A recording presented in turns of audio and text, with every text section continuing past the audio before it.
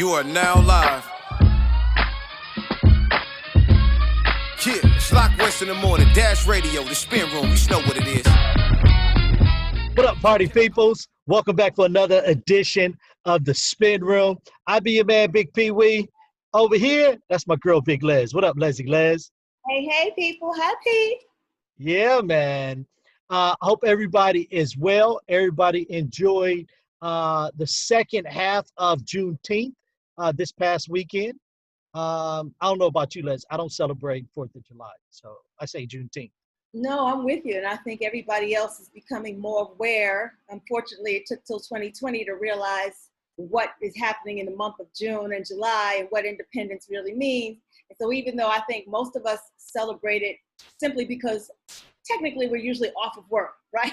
On that Monday. So people use it as a holiday or an excuse without acknowledging what the actual date means or doesn't mean, especially for African Americans. So I understand where you're coming from when you say happy second Juneteenth. Yes, exactly.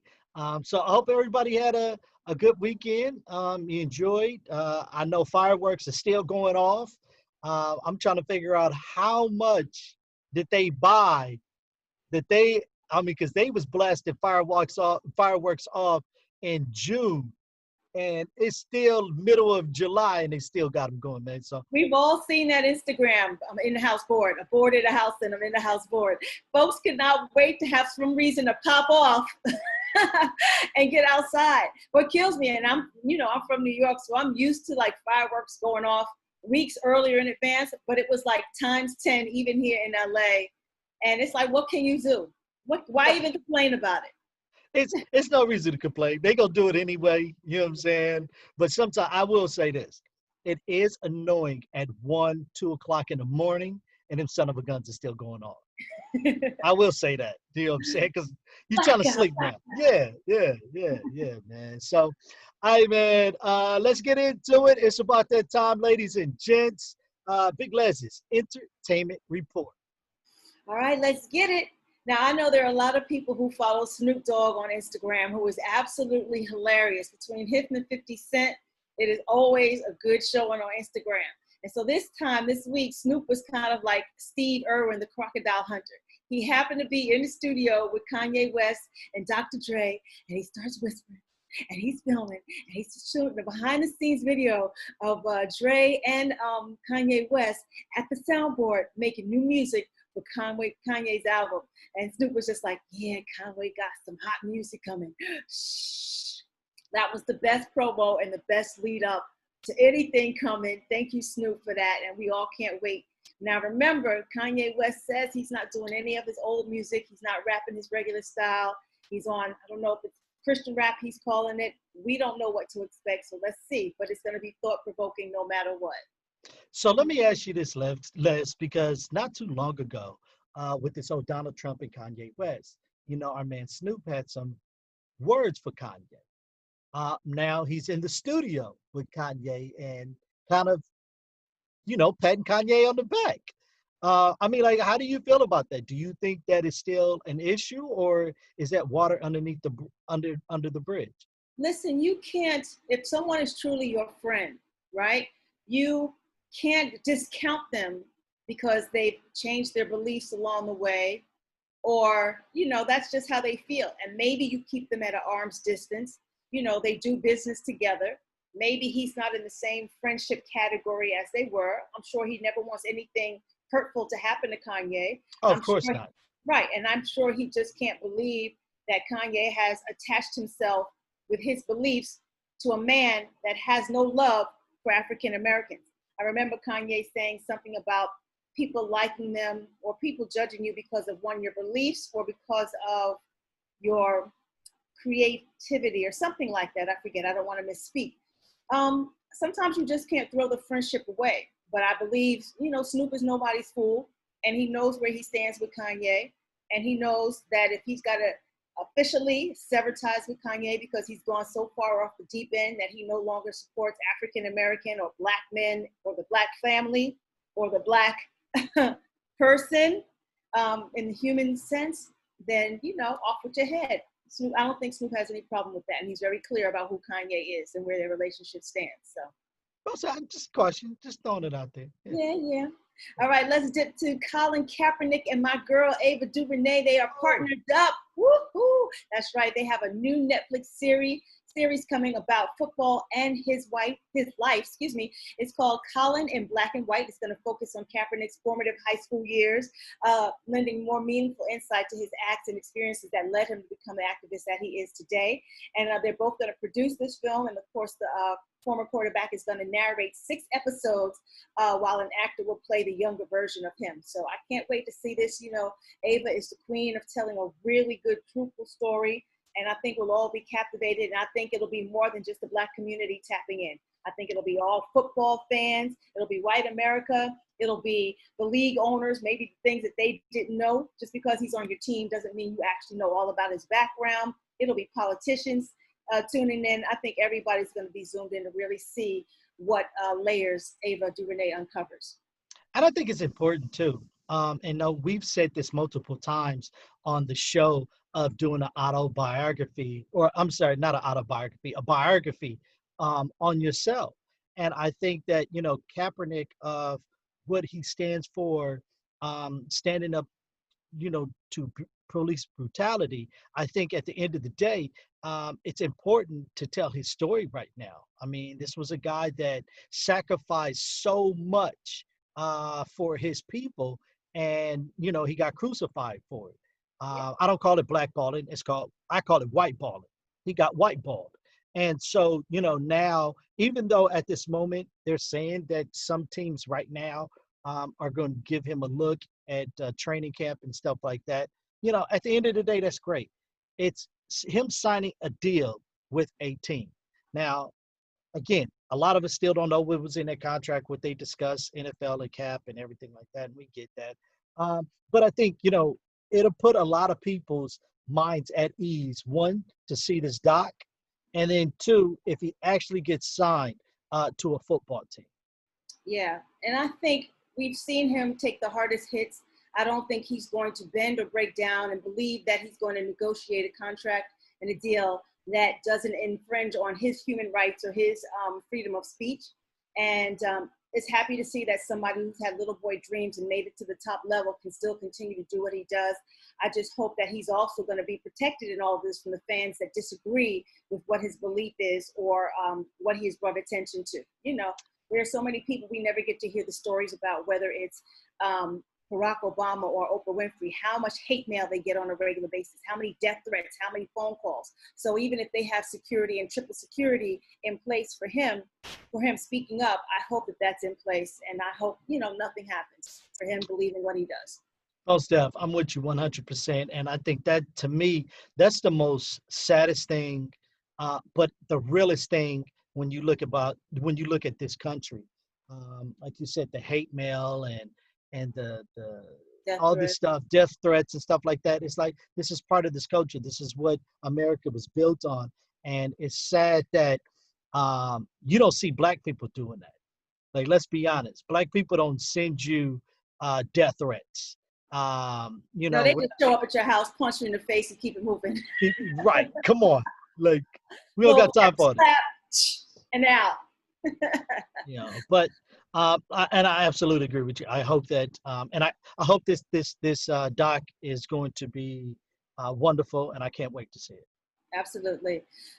Speaking of Netflix, they're going to move $100 million into Black-owned banks. That's right. They're going to make the shift to $100 million to lenders that serve the Black community, making it the largest company yet to pledge cash to historically underfunded financial institutions. I think it is an amazing thing.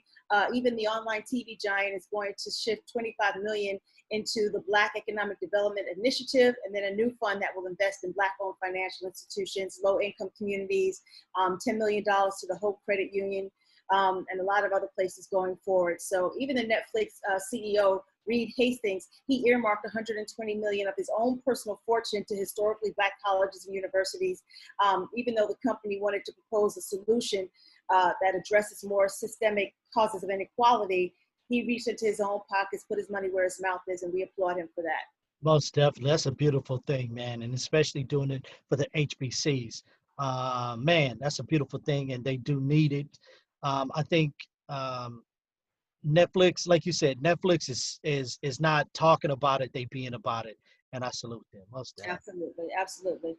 Mary J. Blige, my sister, she is launching an Italian wine line. Congratulations to my girl. She has unveiled Sun Goddess wines in collaborations with Fantanelle Winery. She made like on the vineyards in Fantanelle, met the family in Venezia, Giulia, Italy. And the Sun Goddess collection includes Italian Pinot Grigio, Ramato, and the Italian Sauvignon Blanc. So the brand name itself is meant to capture the spirit inspired by Mary's childhood, memories with her mother, and love for the warmth and energy of the sun. So congratulations to her. She said that after she was walking through the vineyards and tasting with the family, she felt extremely connected to the place, and more importantly, the people. For those of you who have never been to like Italy or even like Paris, Italy itself is a place where the architecture just speaks to you the minute you step off of the plane. And once you get from the city to the countryside and they both have an effect on you, I absolutely understand where she's coming from. Get your passports, people.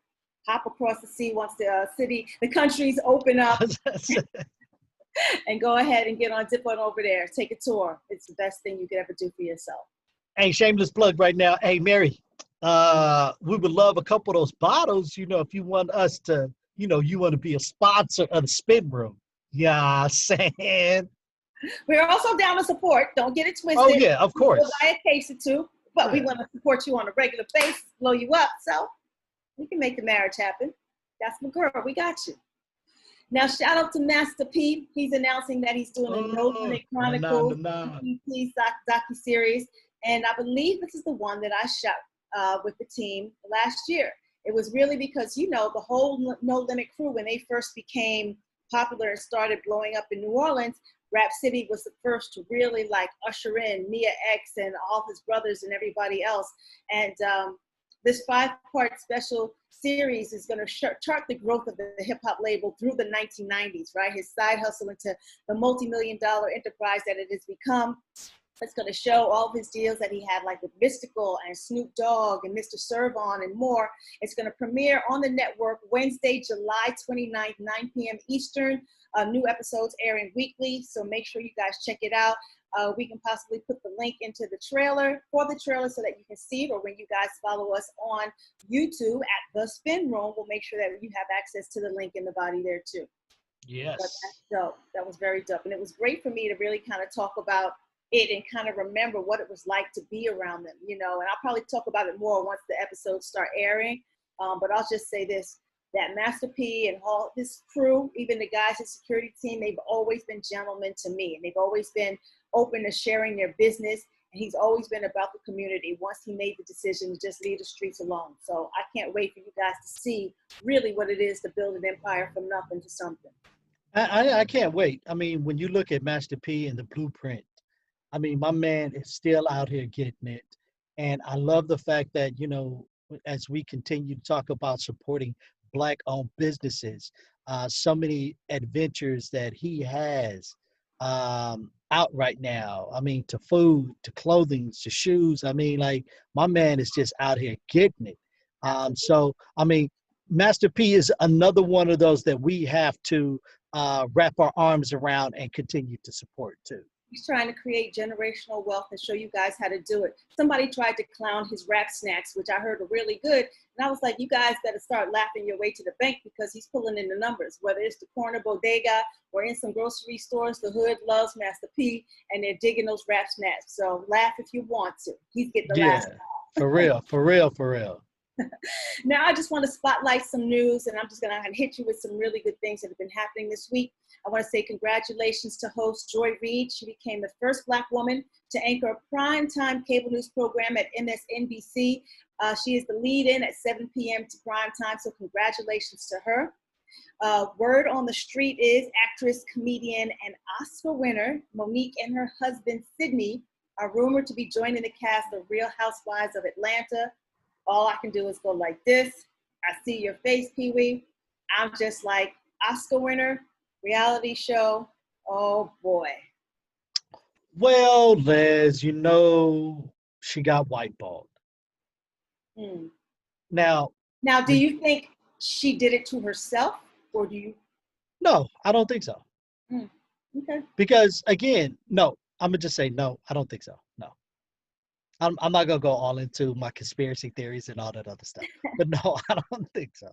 All right. Well, you guys put in the comments what you think happened, whether she was whiteballed, blackballed, or did it to herself. Right here on YouTube. All right. The Essence Festival virtual weekend popped off. It started June 25th all the way through to this second Juneteenth weekend, and it was amazing. They had beauty carnival panels, wellness house, and evening concerts. BBD, Bruno Mars, Common, Burna Boy, Nas, India Ari, Usher, Estelle, Wyclef, Dougie Fresh, Andre Day, Raphael Sadiq, Rhapsody, Patti LaBelle, John Legend, Lettucey, and that was just to name a few. So congratulations to the outlets of like Essence and BET, who really have actually produced probably some of their better work in this crunch time. So I really shouting out and giving props to them. I want to especially give props to DJ Cassidy for his Pass the Mic series. I don't know if you guys had a chance to see it. It's on his IGTV page. You definitely want to plug it up to your TV so that you can watch it. He is celebrating his musical heroes.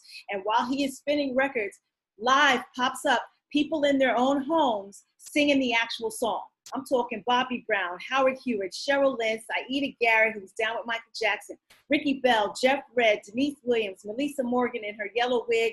It was the bomb to see. So it's still on his page. Make sure you check it out, and I can't wait for the next one.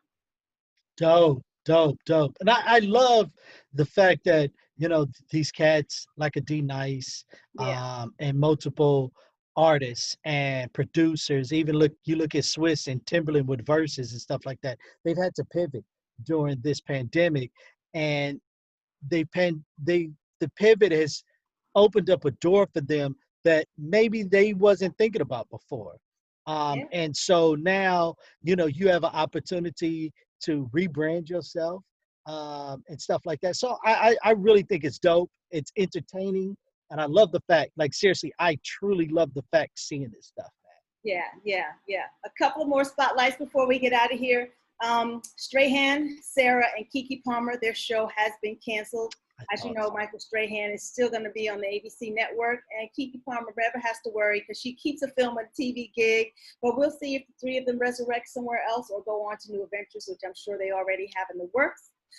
Congratulations to our girl Jill Scott. It was the 20th anniversary of Who Is the Jill Scott album, and they're re-releasing it with an LP blue vinyl. Congratulations to my girl, because that is classic. And then, of course, the streets have been talking about August Alsina opening up about Jada Pinkett Smith and their open relationship. Everybody wants to pass judgment. Jada and Will have been open about their relationships day one, even before the Red Table Talk. But I believe Jada is going to put herself in the hot seat on the Red Table Talk series and maybe address it or tell everybody to mind their damn business or get an agreement of your own. It remains to be seen. I'll keep you posted. And that's it for this week's Entertainment News in the Spit Room. Well, Les, I will say this. Jada has had some folks on the Red Table Talk, and she's gotten in their business. So now, Jada, you can't get in other people's business and not talk about yours. That's all I'm saying. Will has been on the show twice already, where they talk about, he did one for Father's Day, and then they talked about their relationship, and they talked about the things that didn't work, and now how they call themselves not married, but I forget what the term is that they use, but they went into depth more than they owe to anybody, because their relationship and the agreement that they have between them really is nobody's business. So I don't, and you know, she don't hold punches. So I guess she just figured, well, let me address it or say whatever it is I need to say. But at the end of the day, Jada's going to Jada. No, that 100, that they don't owe anyone an explanation about their marriage and their relationship and what they got going on. That's 100. Nobody does. Right. But the conversation is here now with August Alsina, and so this is the conversation. Did you and August Alsina have a relationship, and did Will Smith give the okay? You guys say no on your end, he say yes on his end. So yeah, let's sit down at the red table and let's talk about it. Jada, did you have a sexual relationship with August Alsina? Did Will? As this promotes August's album and his docuseries. We know what this is. This is marketing promotions 101. Stop playing. Come on. I mean, because I was like the same thing. Like, so are you mad because they kicked you out, and so now like this is your give back? Like, what's really going on? Like, out of all this time, you didn't say nothing, but now all of a sudden you saying something. You know? No, don't be fooled. Don't be fooled. Jada and Will are very business savvy. They've all had a meeting about when and how this was going to come out. This is no shocker to them. This is marketing 101. This is being in the business 30 years 101. They are definitely ahead of the game on how this is playing out.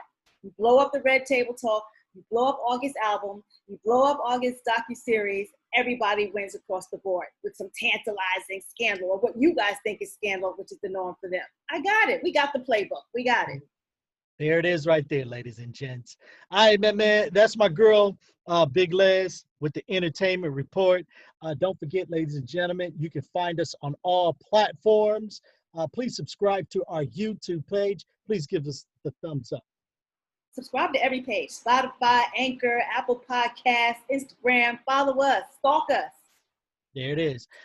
We will be back on Thursday with Throwback Thursday with LEZ'S Remember When, my Big Pee-wee's Pet Peeve, and One Gotta Go. So we'll see you back here on on Thursday. What's it, Wednesday? That's Hump Day.